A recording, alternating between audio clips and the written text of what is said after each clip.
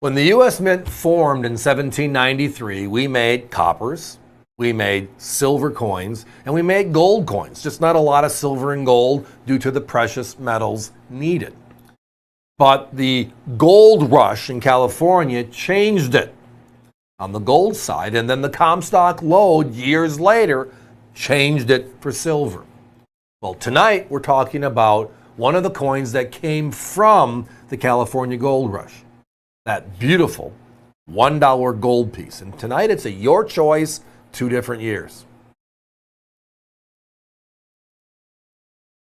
Now, this particular denomination was introduced in 1849, and it lasted until 1889.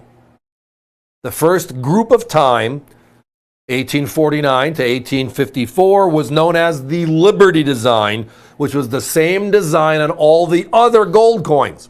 We had a 2.5, a 5, a 10 at that time in history.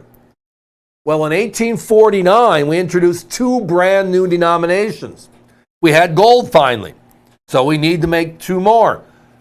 This $1 gold piece for the American public, and then the $20 gold piece to be used in commerce, bank-to-bank, government-to-government type transactions.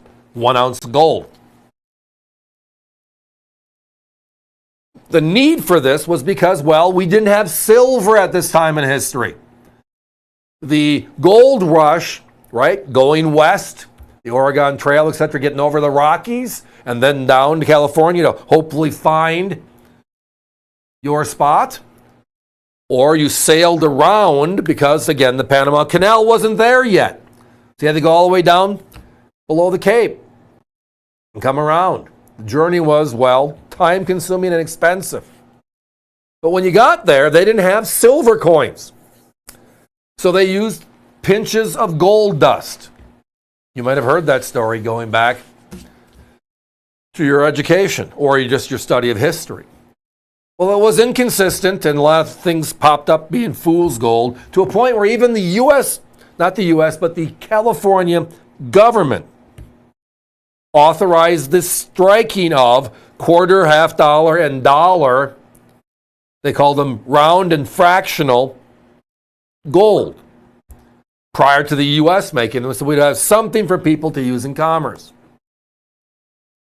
So the U.S. government in 1849 says we're going to help solve this problem. We introduced the smallest gold coin ever made by the U.S. Mint. This is it.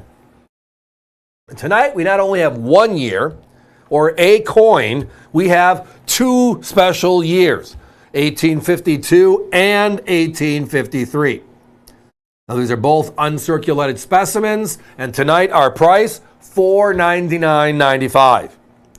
The closest competitor we had a high-grade circulated at $5.99, and then they had the 1853 in uncirculated at $6.99.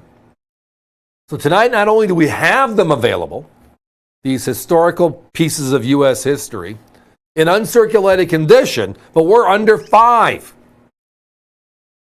It's just the best of the best with the best price.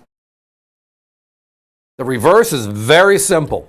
United States of America, the year, and a big 1 with the word dollar underneath it. Again, remembering it's a smaller coin. It's a little bigger than your pinky fingernail, I guess for reference sake. Maybe closer to your index finger. Again, based on how large your fingers are, of course. But gold. Finally, the opportunity for the American public to have gold. Use gold. But what happened? Well, again, in the middle of the 1800s, we had this thing known as the Civil War. And that goes back to 1861, which is after these coins were struck. But the reason why I bring up 1861 is because that's when all things changed. Not only philosophically in the war itself, but the fact that in collecting coins, there's a demarcation point. And that is before Civil War, after Civil War. And it's a real thing. A real thing. Try finding a pre-Civil War gold coin. Try finding a post. Yeah, night and day, not the same thing. And the reason why, and it's copper, silver, and gold actually on the pre-Civil War, is because whether it was the North or the South, copper, silver, and gold, anything they could get their hands onto was what? Melted and used it as a precious metal. Why was it melted and used as bullion versus legal tender coins? Because at that time in history, it was an ongoing conflict. If the North wins, the South's coins are worthless. So we melt to get metal.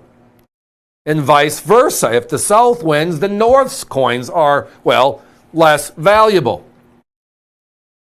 And the trade is, well, they're made of precious metals. That's what we're going to trade on. Well, what was the one gold coin that everybody had or could have had? At this time, the average individual didn't have a 20. The governments did. Majority of people didn't have 10s, 5s, or 2.5s. You were a private business owner, maybe one of the wealthier individuals in your town, you might have a few gold pieces. The average person had 1s. The governments, respectively, said, turn in your silver, turn in your gold. We followed suit, and we did. And now try finding them. You want a $2.50 Liberty after the Civil War. You want 50, I'll have them tomorrow. You want 100, I'll have them tomorrow. You want 500, we'll find them over a very short period of time. Great coins, if I can find them. These you bump into. It's that surprise, and you're happy to see it. Guys, give me a 1-minute clock, please. So again, our history is the $1 gold piece. The smallest denomination gold made by the U.S. Mint. Those California fractionals I mentioned were not national sanctioned pieces. They were private industry with the state of California working to get something out there to help the people. Well, the U.S. government responded with gold from the California gold rush, creating the $1 gold piece. It lasted 40 years. It's known as an obsolete because they do not make it any longer. The Liberty design was from 1849 to 1854. These are from the first wave of coins. All pre-Civil War, as I referenced. The competition for an 1852 AU coin is at $5.95, and for an 1853 uncirculated coin is at $6.99. Well, other than the opportunity to have a great conversation on, well, gold tonight, rare ancient gold, we have $4.99 to back it up. Give us a call.